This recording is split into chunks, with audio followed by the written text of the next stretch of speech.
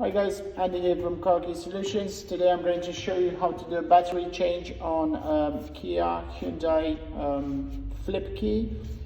This particular model was used for cars starting from 2017 up until 2021. It's a relatively simple principle. You don't really need many tools for this. You can open the case up with using your fingers.